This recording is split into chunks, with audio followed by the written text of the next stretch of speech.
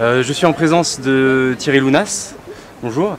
Est-ce que donc Thierry Lounas, rédacteur en chef de Capricci, est-ce que vous pouvez expliquer un petit peu plus votre rôle et ce qu'est Capricci? Capricci, c'est une société de production, d'édition et de distribution de cinéma.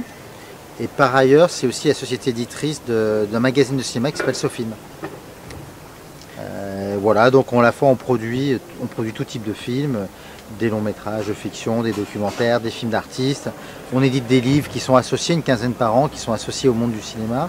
Voilà, on considère qu'en fin de compte, s'intéresser au cinéma, c'est à la fois accompagner des auteurs dans leur travail de cinéaste, mais aussi dans leur travail d'écrivain.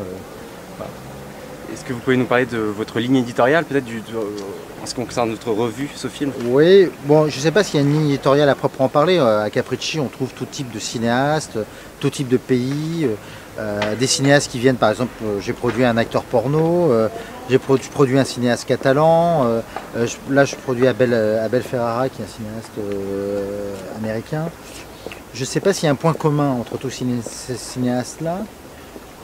Le seul peut-être point commun que je peux tous leur reconnaître, c'est qu'ils ont une exigence, une liberté dans leur création qu'ils conservent à n'importe quel prix, parce qu'ils sont tous un peu des gens qui s'intéressent à la production et qui gèrent leurs propres moyens de production.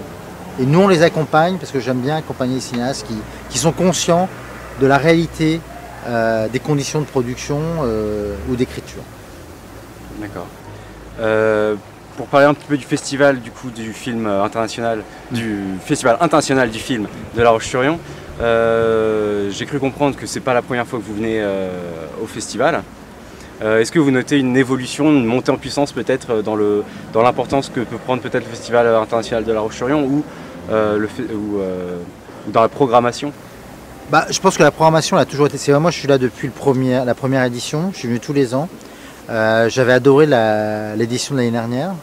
Je pense que la programmation elle est exigeante depuis le début. C'est devenu un vrai rendez-vous pour la cinéphilie française et internationale. Et si j'ai constaté une évolution, c'est que le festival n'a cessé d'être de plus en plus reconnu, de plus en plus entouré, et il y a une ambiance et des rencontres qui sont de plus en plus riches. Donc effectivement, chaque année, c'est encore mieux que l'année d'avant. Et vous avez un exemple de rencontre en tête? Là, le festival ne fait que commencer, mais je pense à l'année dernière, par exemple, où moi je me souviens, j'étais venu avec Jean-Pierre Léaud, et il y avait Jean-François Stévenin qui était là. Et Jean-François Stévenin était venu pour une autre raison, c'est un acteur et un cinéaste français. Et Jean-Pierre Léaud, acteur, ils ne s'étaient pas vus depuis des années, peut-être 20 ans.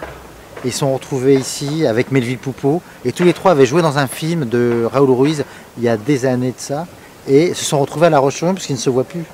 Et ça, c'était un grand moment très émouvant. Je sais que Melville Poupeau m'a dit que c'est très émouvant de se retrouver là des années après. Et je pense que La Roche-sur-Yon, c'est un endroit qui permet ça.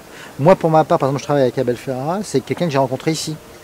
Il y avait une rétrospective, on a discuté, il m'a dit deviens mon partenaire, et c'est à partir de ce moment-là qu'on a commencé à travailler ensemble, que j'ai sorti 2 films d'Abel Ferrara et que je produis actuellement son prochain film autour de Pasolini en Italie. D'accord. Et dans les jours à venir, est-ce qu'il y aura... Vous restez plusieurs jours sur le festival? Oui, parce que moi j'accompagne un certain nombre de films. Ce soir il y a l'avant-première nationale de la jalousie de Philippe Garrel, en présence de l'équipe avec Louis Garrel, enfin son fils et sa fille Esther, et le film d'Albert Serra, le cinéaste catalan avec qui je travaille, qui a gagné à Locarno. Voilà, donc là je suis là pour accompagner tous ces films. D'accord. Et pour en revenir à Capricci, donc vous produisez des films aux États-Unis, des films américains, ouais, aussi.